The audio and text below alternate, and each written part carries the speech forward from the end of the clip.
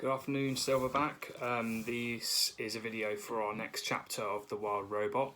Just to recap quickly, the last thing that happened was that Brightbill has just flew away because she wants to go and see the graveyard, or the robot graveyard, sorry, but Roz doesn't think she's old enough. So Brightbill's just flew away and Roz is in hot pursuit. So this is chapter 44 and it's called The Runaway. "Your son will be fine," said Loudwing. "You know how things are at this age." "I do not know," says Roz. "Please tell me how they are at this age." "Oh, right. Well, Brightbill was growing up fast. It's only natural for adolescent goslings to be a little moody. He just needs to be alone for a while. You've raised a wonderful son. I know he'll come home soon. Try not to worry." But Roz did worry. At least she was worried as much as a robot is capable of worrying. Brightbill had never run away or flown away, and suddenly Roz was computing all the things that could go wrong. A violent storm, a broken wing, a predator. She had to find her son before something bad happened. There was only one place Brightbill could have gone: the robot gravesite. So Roz galloped northward. She leapt over the rocks and ducked under branches and charged through meadows without ever slowing her pace. She raced all the way across the island until she finally stepped onto the sea cliffs above the gravesite. And there was Brightbill, perched on the edge, looking at the robot parts scattered on the shore below. His eyes were wet. "Don't be angry," he said, as his mother walked over. "I'm not angry, but you should not have flown off. You could have got hurt, or worse, I was worried sick." "I'm sorry, Mama." "It's okay," said Roz. "It's only natural for goslings your age to be a little moody. Mama, I need to understand what you are, and I think it might help to see those other robots." "You are right. It might help. Why are you not down there?" "I was about to go," said Brightbill, "but I got nervous. I want you to go with me." "Let's go down there," said Roz, "together." Chapter 45. The Dead Robots.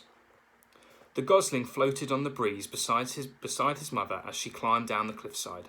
Down they went, past the ledges and the seagulls and tough little trees, until they were standing on the rocky shore with the cliffs looming behind them. The gravesite had changed. Roz's crate was gone, lost to weather or waves. Some of the robot parts were gone too. Other parts were gritty with sand, or were tangled in seaweed, or were inhabited by small scuttling creatures. One smashed torso still had his head and legs attached. Roz and Brightbill huddled around the corpse and studied the mess of tubes spilling out. So we know now that time has passed. Well, time has passed quite a while now. So that is why we know. That's how we know that these robots have become weathered. They've got seaweed wrapped around them because the tides have gone in and they've gone out. And that's what the author has basically told us how we know that these robots have been weathered. "This thing used to look like you," said Brightbill. "Yes, we are the same type of robot," said Roz. "And now this robot is dead." "In a way, will you ever die, Mama?" "I think so. Will I die?" "All living things die eventually." The gosling's face scrunched with worry. "Brightbill, you are going to have to live a long and happy life." Roz laid a hand on her son's back. "You should not worry about death." The gosling's face relaxed, and then he pointed to a small round shape on the back of the dead robot's head. "What's that?" he said. Roz leaned in closer. "That is a button, which is a knob on a piece of machinery that can be pressed to operate it." Brightbill began pressing the button. Click, click, click. "Nothing is happening," he said. "Probably because the robot is dead." "Mama, do you have a button?" Brightbill watched as his mother's head turned all the way round and a small button came into view. "You've got one," he said. "I never noticed it before." "Neither did I," said the robot. The gosling giggled. "Oh, Mama, you have so much to learn about yourself." Roz reached for the button on her head, but her hand automatically stopped before she could touch it. She tried with her other hand, but it automatically stopped as well. "It seems I cannot press the button," she said. "Would you like to try?" "What will happen?" I think that I will shut down." but I think you could simply press the button again to restart me." "You think?" squawked Bright Bill. "What if you're wrong? What if you make up a different... What if you never wake up? Mama, I don't want to shut you down." Roz turned her head back around and saw Bright Bill's face was once scrunched with worry. She knelt beside him and said, "Of course you do not have to shut me down. I am sorry if I scared you. Are you okay?" "I'm okay," Bright Bill sniffled and wiped his eyes. And then he heard a splashing. Otters were playing in the ocean. He had never seen otters before. He stared as they swam and dove and sloshed around with one another. They seemed to be having a ridiculous amount of fun. And suddenly the gosling was smiling again. "Hello, my name is Bright Bill," he shouted over the waves. "And this is my mama. Her name is Roz." The last time those otters had seen Roz, they had thought she was some kind of monster. But since they'd heard that she was remarkably friendly and that she'd even adopted an orphan gosling, and so the otters smiled at Roz and Bright Bill. Then they swam straight over and splashed onto the rocks. "Hello there," said the biggest otter. "Nice to meet you both. Actually, Roz, we've met once before, but you might not remember me. My name's Shelley." "I do remember you," said the robot, "but I'm glad to learn your name, Shelley." "You know each other," said the gosling. "The otters were the first animals I ever met," said Roz. "They were also the first animals who ever ran away from me." "Yeah, sorry about that," said Shelley as the other otters sniffed the robot's legs.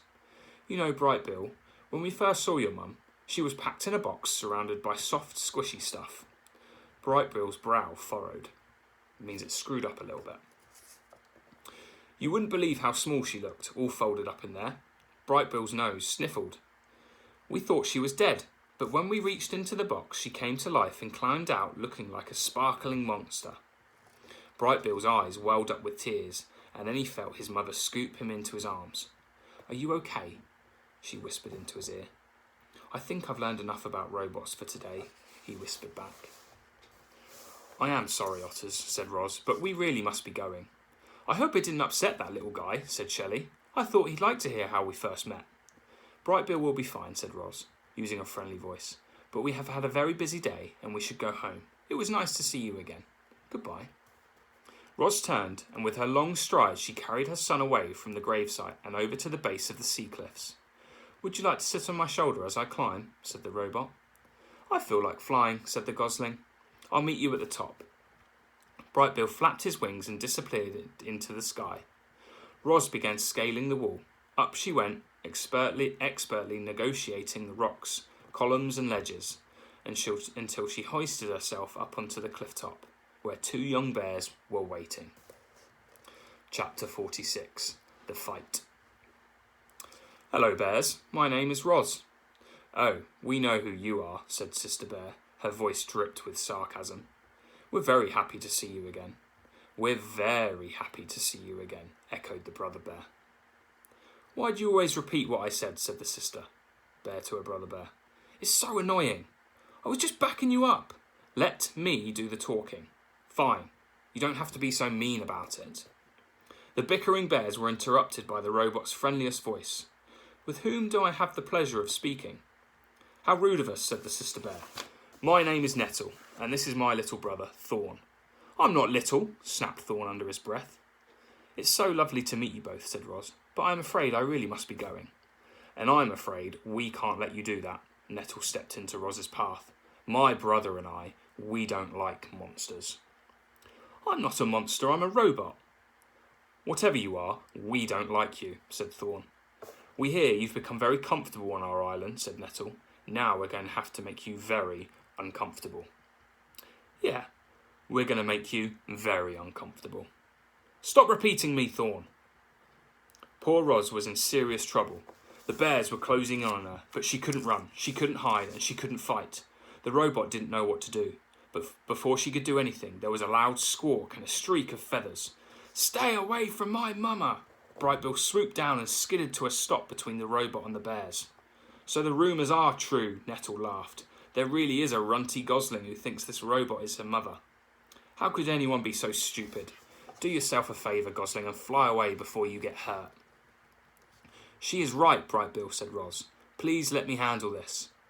But the gosling stood his ground. He spread his wings and hopped around, ready to defend his mother. The bears roared with laughter. Then with a flick of her paw, Nettle sent Brightbill tumbling over the ground, over and over, until she flopped onto his back and stared up at the sky, stunned. "This is our island," snarled Nettle. "And it's time for you to go," growled Thorn. Roz made herself as big as possible. She banged her chest and roared wild, angry sounds. But the bears were not intimidated. They roared right back. And then they attacked. Nettle pulled Roz into a fierce bear hug while Thorn clawed at her legs. The robot tried to shake free. But the bears would not let go of their prey, not this time. A cloud of dust bloomed around the trio as they thrashed closer to the edge of the cliff. All of a sudden, something burst out from the trees and onto the open cliff top. Mother Bear. She was gigantic, like a mountain of golden fur, and she was furious. It seemed like this would be the end for our robot. But Mother Bear wasn't there to join the fight. She was there to break it up.